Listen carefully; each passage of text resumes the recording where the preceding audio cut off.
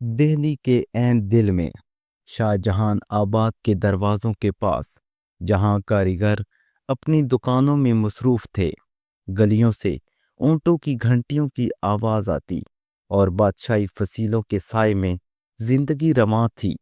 وہیں ایک نوجوان موچی فرید اپنی چھوٹی سی دکان میں دن رات کام کرتا تھا۔ فرید کے ہاتھوں میں عجیب ہنر تھا، چمڑے کو چھوتا تو وہ گویا زندہ ہو جاتا، بادشاہ کے گھوڑوں کے لیے زین بناتا، امراء کے جوتے سینتا، اور کبھی کبھی بازار میں کسی بچے کا پرانا جوتا مرمت کر کے اس کے چہرے پر مسکراہٹ لے آتا۔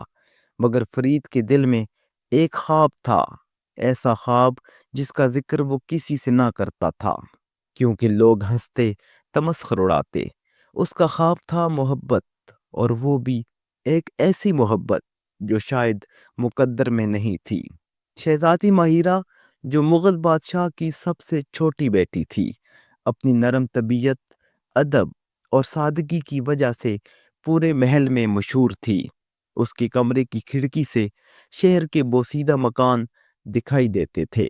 وہ اکثر اس کھڑکی سے لوگوں کو دیکھتی، ان کے چہروں پر غربت کے نقش پڑتی اور سوچتی، یہ بھی تو میری ہی طرح انسان ہیں، پھر ان کے نصیب اتنے مختلف کیوں؟ ایک دن اس نے دیکھا کہ محل کے سامنے کے بازار میں ایک نوجوان موچی ایک بچے کے پھٹے ہوئے جوتے مرمت کر رہا تھا۔ اس کی آنکھوں میں سکون، ماتھے پر پسینہ، مگر چہرے پر عجیب سی روشنی تھی۔ وہ فرید تھا۔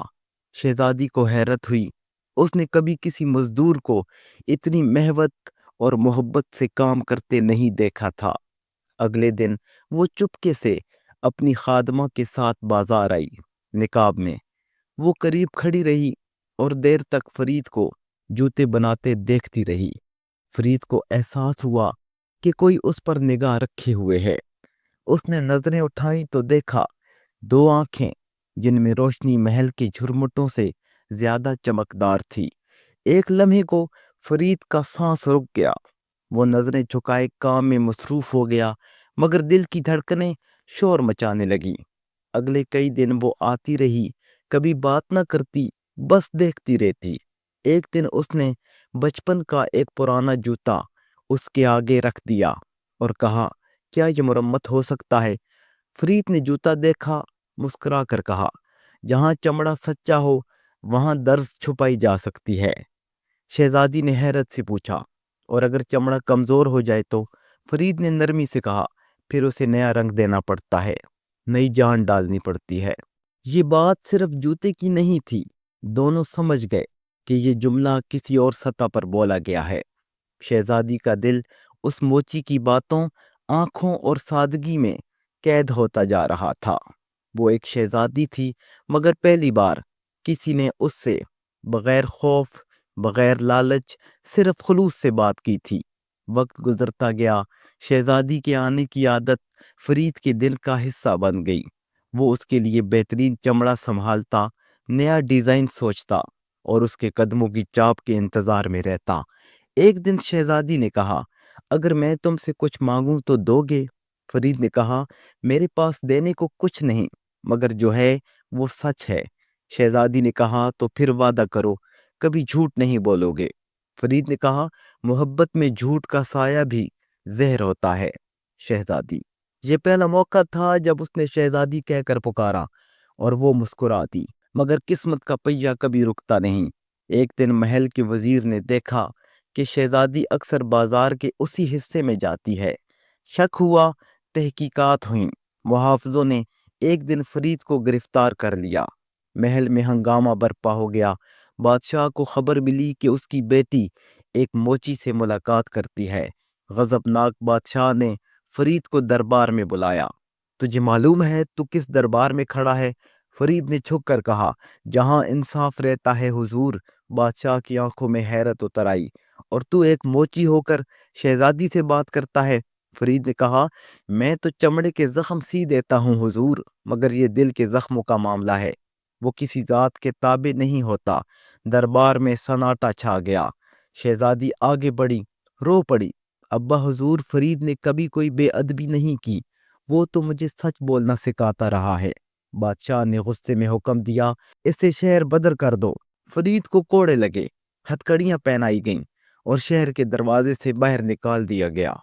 جاتے وقت اس نے زمین پر وہی جوتا رکھا جو شہزادی نے مرمت کے لیے دیا تھا۔ یہ ٹھیک ہو گیا ہے، مگر درس کا نشان باقی ہے، جیسے یادوں پر لگنے والا داغ جو وقت سے بھی نہیں مٹتا۔ یہ کہہ کر وہ چلا گیا۔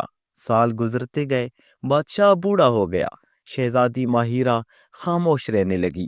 وہ اکثر اس کھڑکی کے پاس جا کر بیٹھتی جہاں سے اس نے پہلی بار فرید کو دیکھا تھا۔ ایک دن خبر آئی کہ شہر کے مضافات میں ایک درویش رہتا ہے جو جوتے نہیں، دل کے زخم سی دیتا ہے۔ لوگ اس کے پاس دعائیں لے کر آتے ہیں۔